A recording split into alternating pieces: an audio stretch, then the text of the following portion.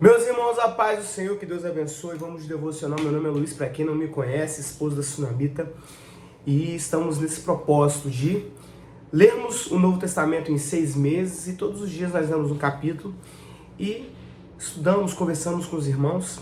E hoje nós estamos no livro de Lucas, no capítulo 9, capítulo com 62 versículos. É interessante que os capítulos de Lucas, irmãos, são bem extensos, mas de um conhecimento profundo. É a palavra de Deus que é viva e eficaz e mais penetrante que espada alguma de 2 gumes. Glória a Deus. Irmãos, vamos lá, vamos de meditação. Estamos aqui com a palavra do Senhor.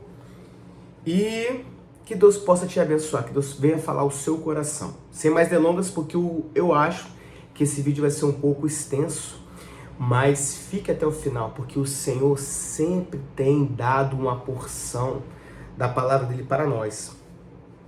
Irmãos, do versículo, Lucas capítulo 9, do versículo 1 ao versículo 6, vai contar a missão que Jesus ele incumbe aos seus discípulos. Ele concede. O primeiro versículo fala o seguinte, e convocando seus discípulos, deu-lhes virtude e poder sobre todos os demônios para curarem enfermidades. E enviou-os a pregar o reino de Deus e a curar os enfermos. Nesse momento aqui, Jesus ele ordena aos seus discípulos irem para as regiões próximas e pregarem o evangelho. E ainda orienta, olha, não levais nem alforje, nem pão, nem dinheiro.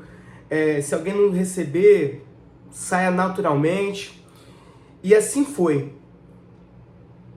É interessante que no evangelho de Lucas, essa missão dada aos discípulos é narrada de uma forma bem simples. Os outros evangelhos têm uma narração um pouco mais detalhada acerca dessa situação. Do versículo 7 ao versículo 9, vai nos contar que Herodes estava ouvindo falar de Jesus e procurava vê-lo. Herodes se interessou por Jesus porque sabia do que Jesus estava fazendo em meio à multidão, das curas, dos milagres. Herodes, o mesmo que mandou matar João Batista. Ele questionava o seguinte, olha, João mandei eu degolar. Quem é, pois, este de quem ouço dizer tais coisas? E procurava vê-lo. Ou seja, eu não vou falar fama, que eu acho fama uma palavra muito ruim para aplicar essa situação. Mas os feitos de Jesus estavam sendo notórios em meio à sociedade. Todo mundo já estava falando dos feitos de Jesus.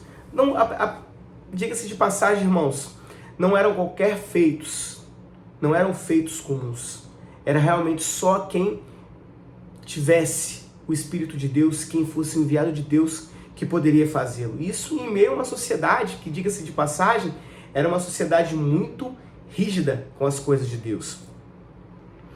Do versículo 10 ao versículo 17, nós vamos ver a primeira multiplicação dos pães.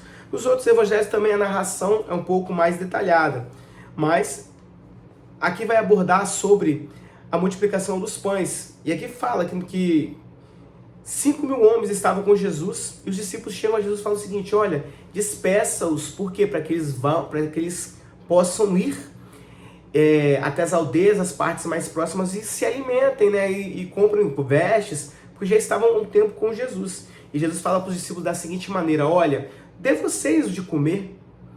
E aí os discípulos falam o seguinte, olha mestre, nós só temos aqui 5 pães e 2 peixinhos.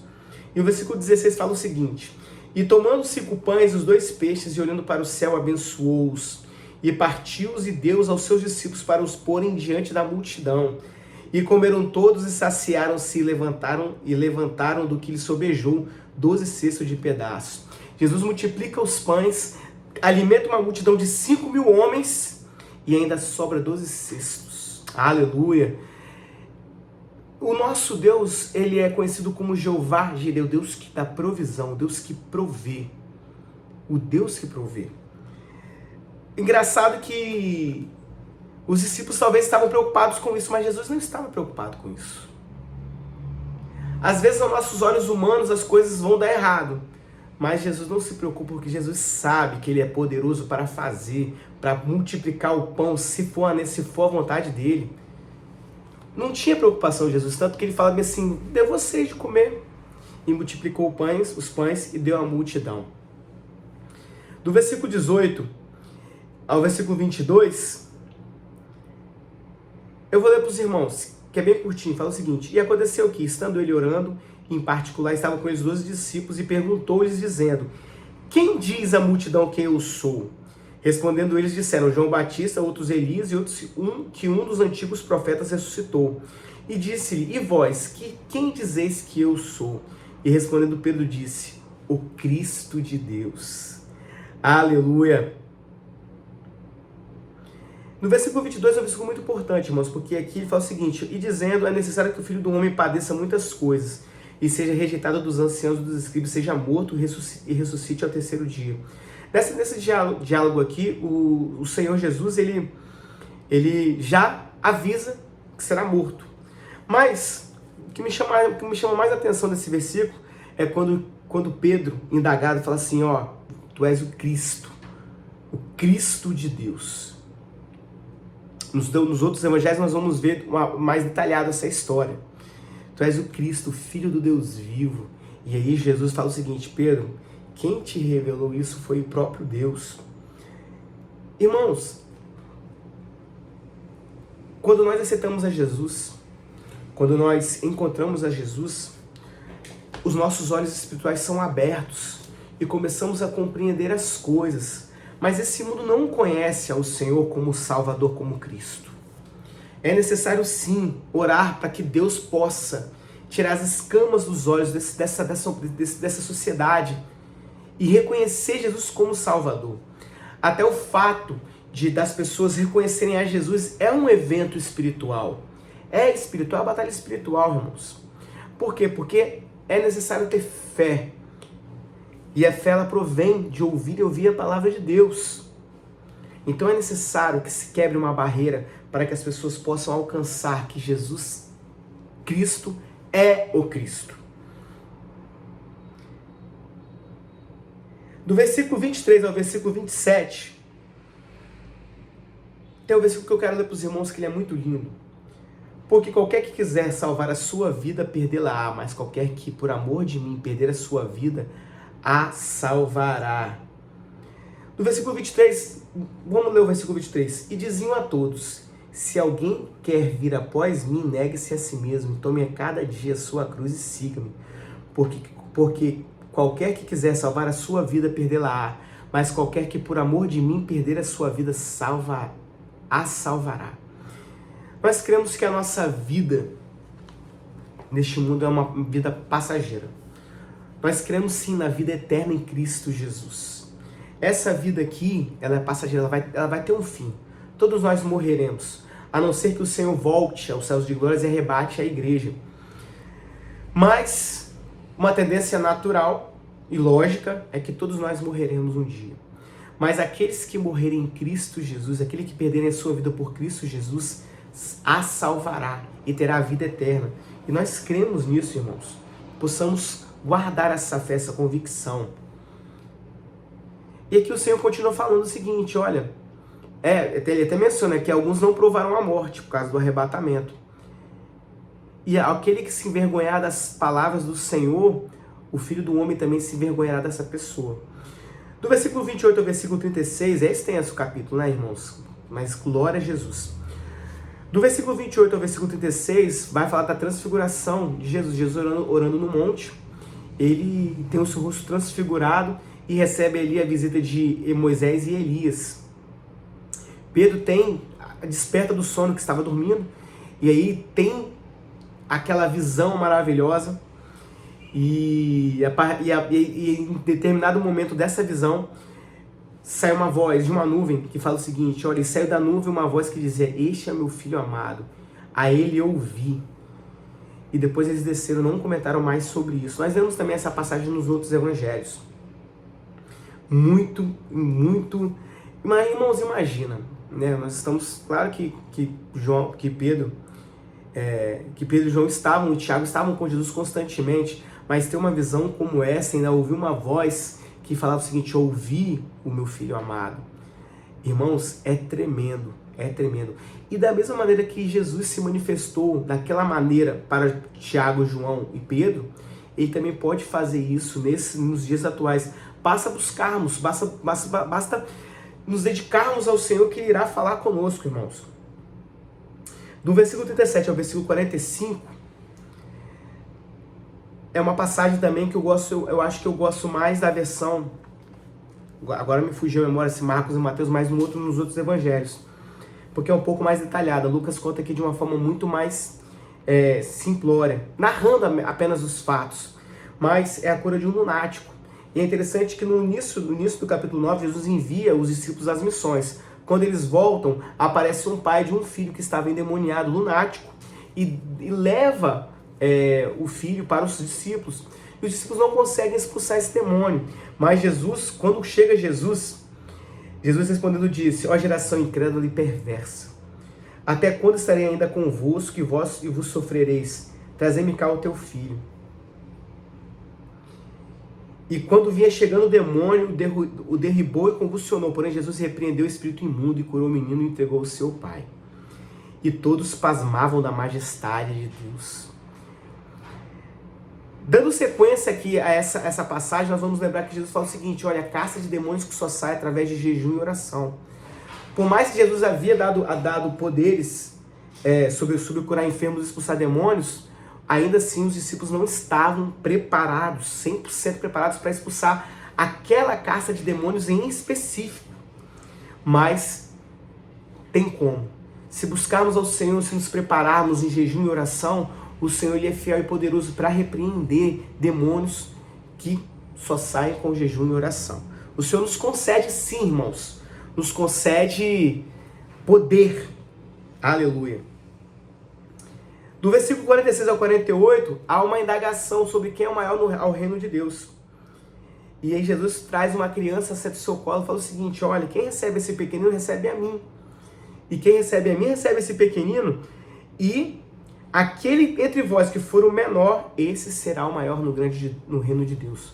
Nós fizemos outros devocionais abordando sobre essa questão, que a lógica de Cristo ela é reversa, a lógica ela é ao contrário do mundo. O mundo fala que nós devemos ser grandes, mas o Senhor ele fala para nós sermos humildes e pequenos, porque a partir daí o Senhor terá um lugar de destaque no reino dos céus. Do versículo 49 ao versículo 50, é uma passagem muito, muito bacana. Hoje nós vemos muitas pessoas questionando, indagando: mas essa igreja é boa, essa igreja é ruim, tal. Mas aqui os discípulos eles encontraram com pessoas que estavam expulsando demônios em nome de Jesus e proibiram. Mas eles falam o seguinte: olha, não proibais. Quem não é contra nós é por nós. É um ponto muito interessante, irmãos, porque nós devemos ter o discernimento, nós devemos buscar no Senhor o verdadeiro discernimento acerca disso, tá bom? Mas aonde houver a palavra pregada de forma genuína, essa pessoa é sim uma pessoa de Deus, tá? Mas tem que ser feita uma pregação genuína da palavra de Deus. Tomamos muito cuidado com os ventos de doutrinas, com muitas pessoas que pregam o evangelho de uma maneira adulterada, tá? O evangelho genuíno é aquele que se encontra na palavra de Deus. Não uma pregação que retira textos isolados e te induz a fazer algo, tá? Tomemos muito cuidado. Do versículo 51 ao versículo 56, Jesus estava indo a Jerusalém e passaram por uma vila de samaritanos e eles não receberam. Tiago e João ficaram irados, pedindo assim: Senhor, o Senhor não quer que nós venhamos a orar e pedir para que desça fogo do céu? E o Senhor fala o seguinte no versículo 56: o Filho do Homem não veio para destruir as almas dos homens, mas para salvá-las, e foram para outra aldeia. Interessante aqui porque nós nos deparamos com muitos irmãos com a conduta de Tiago e João, irados. Mas rejeitaram a Jesus, vamos logo, vamos resolver de outra forma, de uma forma mais agressiva. Não, o Senhor não veio para destruir ninguém, Ele veio para salvar. É muito importante nós termos isso em mente, irmãos, porque vivemos tempos difíceis, vivemos tempos que muitas pessoas estão sim afrontando os filhos de Deus, afrontando o Evangelho, mas Jesus olha para essas pessoas com um olhar de compaixão. Não olha para essas pessoas com um olhar de ira. A ira virá, mas não nessa vida, né? Não nessa vida. Cada um dará conta de si mesmo a Deus, né? Então possamos tomar muito cuidado. No versículo 57, ele encerra-se o capítulo. Do versículo 57 ao 62, Jesus vai falar o seguinte, olha, acerca dos que seguem a Jesus. E aconteceu que, indo eles pelo caminho, lhe disse o Senhor, seguir-te-ei para onde quer que fores. Disse-lhe Jesus, as raposas têm covis e as aves do céu ninhos, mas o Filho do Homem não tem onde reclinar a cabeça. Veio outro e falou assim, Senhor, eu seguirei o Senhor, mas deixe-me primeiro eu enterrar o meu pai. Mas Jesus observou e falou o seguinte, deixar os mortos enterrar os seus mortos, porém tu vai e anuncia o reino de Deus. E veio outro, Senhor, eu te seguirei, mas primeiro deixa-me despedir primeiro dos que estão em minha casa. E o Senhor encerra o capítulo, o versículo 62 fala o seguinte, e Jesus lhe disse, ninguém que lança a mão do arado e olha para trás é apto para o reino de Deus. Jesus conhecia o coração dessas pessoas que tinham pendências, que tinha algo ainda a se realizar. É importante que quando dedicamos ao Senhor, quando entregamos a nossa vida ao Senhor, possamos entregar nossas vidas não com a sombra da dúvida de retroceder, mas que possamos realmente compreender o chamado, entender o que nós iremos enfrentar pela frente, as renúncias que deveremos ter e prosseguir, porque aquele que retrocede, ele não é apto a entrar no reino de Deus. De todo o devocional, eu acho que o que mais falou comigo foi isso. Olha, não retroceda, prossiga, continua caminhando. Pode estar doendo, você pode estar dolorido com ferida, pode estar triste, pode estar magoado, pode não sei o que está acontecendo. Mas uma coisa é certa, prossiga. Porque o teu Salvador é o teu Salvador que irá te salvar. E te dará o escape na hora certa. Te alimentará em meio à multidão. É o teu Salvador Jesus, tá bom? Meus irmãos, quem ficou até o final, que Deus abençoe. Se inscreva no canal, faça um comentário e que Deus te abençoe. Amanhã estaremos novamente com Lucas capítulo 10. Deus abençoe, irmãos.